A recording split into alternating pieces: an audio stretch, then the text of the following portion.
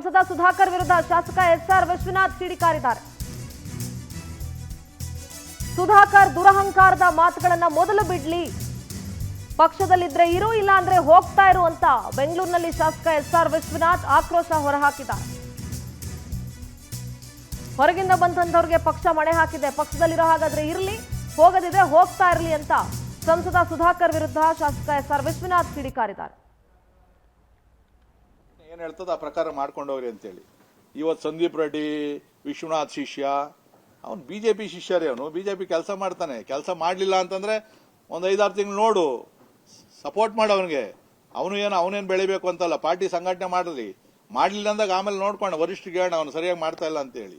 ಈ ತರ ನನಗೆ ಪಕ್ಷದ ತೀರ್ಮಾನದ ವಿರುದ್ಧವಾಗಿ ನಾವು ಯಾವತ್ತೂ ಎಲ್ಲೂ ಮಾತಾಡೋದಿಲ್ಲ. ಇವತ್ತೇನು ಜಿಲ್ಲಾ ಅಧ್ಯಕ್ಷಗಳು ಆಯ್ಕೆ ಆಗಿದೆ, ಕೆಲವ್ರಿಗೆ ಅಸಮಾಧಾನ ಇರಬಹುದು, ನಮ್ದಂತೂ ಎಲ್ಲೂ ಅಸಮಾಧಾನ ಇಲ್ಲ. ಸಂಪೂರ್ಣವಾದಂತ ಇವತ್ತೇನು ಪಕ್ಷದ ನಮ್ಮ ದೆಹಲಿ ನಾಯಕರು ತೀರ್ಮಾನ ತಗೊಂಡು ನಮ್ಮ ಜಿಲ್ಲಾ ಅಧ್ಯಕ್ಷನ ಘೋಷಣೆ ಮಾಡವ್ರೆ, ಅದನ್ನ ನಾನು ಪ್ರಶ್ನೆನೂ ಮಾಡೋದಿಲ್ಲ.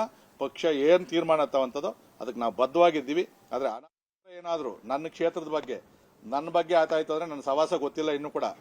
ನಾನೇನು ಅಂತಂದ್ರೆ ಸ್ನೇಹಕ್ಕೂ ಸಿದ್ಧ, ಸಮರಕ್ಕೂ ಬದ್ಧ ಅಂತವ್ ನಾನು. 45 ವರ್ಷ ಪಾರ್ಟಿ ಕಟ್ಟಬೇಕಾದ್ರೆ ಅನೇಕ ಕೇಸ್ಗಳು ಹಾಕೊಂಡು ಹೋರಾಟ ಮಾಡಿ ಪಾರ್ಟಿ ಕಟ್ಟಿರುವಂಥದ್ದು. 100ಕ್ಕೆ 100 ಭಾಗ ನೀನು ಪಾರ್ಟಿಯಲ್ಲಿ ಇರಲ್ಲ, ಇವತ್ತೇ ಬರ್ಕೊಡ್ತೀನಿ. ನಮ್ಮ ರಾಷ್ಟ್ರೀಯ ನಾಯಕರು ಕೇಳಿಸ್ಕೊಂಡ್ಲಿ, ನಮ್ಮ ರಾಜ್ಯ ಅಧ್ಯಕ್ಷರು, ನಮ್ಮ ರಾಜ್ಯ ನಾಯಕರು ಮತ್ತು ಯಾರು ಅವ್ರ ಬೆಂಬಲ ಕೊಡಬೇಕು ಅಂತ ಅವರಲ್ಲ, ಅವ್ರು ಕೇಳಿಸ್ಕೊಂಡ್ಲಿ. ಇವತ್ತಲ್ಲ ನಾಳೆ ಅವ್ರು ನಮ್ಮ ಪಕ್ಷದಲ್ಲಿ ಇರೋದಿಲ್ಲ. ಒಂದು ಕಾಲು ಹೊರಗಡೆ ಇಟ್ಕೊಂಡೇ ಅವ್ರು ರಾಜಕೀಯ ಮಾಡ್ತಾ ಇರ್ತಕ್ಕಂಥದ್ದು. ಅವ್ರು ಎಲ್ಲಿ ಅಧಿಕಾರ ಸಿಗ್ತದೋ ಅಲ್ಲಿ ಹೋಗ್ತಾರೆ. ಹೋಗಂಗಿದ್ರೆ ದಯವಿಟ್ಟು ಇವತ್ತೇ ಹೋಗ್ಬಿಟ್ರಿ. ಯಾರ್ಯಾರು ಹೋಗ್ತಾರೆ ಹೋಗ್ಲ್ರಿ. ನಾನು ಮೊನ್ನೆನೂ ಹೇಳಿದ್ದೀನಿ, ಪಕ್ಷ ಶುದ್ಧ ಆಗಲಿ. ಎಷ್ಟು ದಿನ ಅಂತೇಳಿ ಮನೆ ಜಗಳ ಮಾಡ್ಕೊಂಡು ಕುತ್ಕೊಳ್ಳೋ ಅಂಥದ್ದು. ಏನೇನು ಬಾಯಿಗೆ ಬಂದಂಗೆ ಮಾತಾಡ್ಬೋದು, ಎಲ್ಲ ಸೀನಿಯರ್ಸು. ನಾವು ಎಷ್ಟು ದಿನ ಸುಮ್ಮನೆ ಇರ್ತಕ್ಕಂಥದ್ದು. ಇವತ್ತು ಬೆಂಗಳೂರಲ್ಲಿ ಅನೇಕ ಜನ ಸೀನಿಯರ್ ಕಾರ್ಯಕರ್ತರು ಮನೇಲಿ ಕುಂತವ್ರಿ, ಪಾರ್ಟಿ ಕಡ್ದವ್ರು. ಅವರೆಲ್ಲ ಕೂಡ ಎಷ್ಟು ದೊಡ್ಡ ಸಂಖ್ಯೆಯಲ್ಲಿ ಅವ್ರೇನು ಗೊತ್ತಿರಲಿ.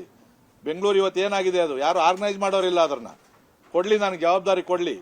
ಎಲ್ಲ ಮಂತ್ರಿಗಳನ್ನ, ಎಲ್ಲ ಶಾಸಕರನ್ನ ಎಲ್ಲಾರನ್ನೂ ಸೇರಿಸ್ಕೊಂಡು ನಾನು ಸಂಘಟನೆ ಮಾಡ್ತೀನಿ. ನಂತರ 100 ಜನ ಕಾರ್ಯಕರ್ತರು, ನಮ್ಗೆಲ್ಲರಿಗೂ ಜವಾಬ್ದಾರಿ ಕೊಡ್ರಿ.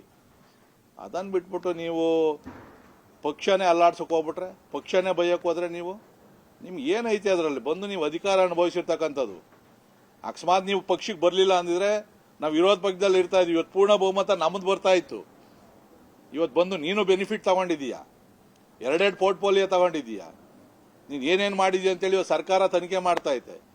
ನಮ್ಮ ಮುಖಂಡರನ್ನ ಬಿಜೆಪಿ ಅವ್ರು ಕೇಳ್ರಿ, ಬಿಜೆಪಿ ಮಂತ್ರಿಗಳು ಕೇಳ್ರಿ, ಬಿಜೆಪಿ MLA ಕೇಳ್ರಿ, ನಿನ್ನ ಬಗ್ಗೆ ಏನು ಅಭಿಪ್ರಾಯ ಐತೆ ಅಂತೇಳಿ.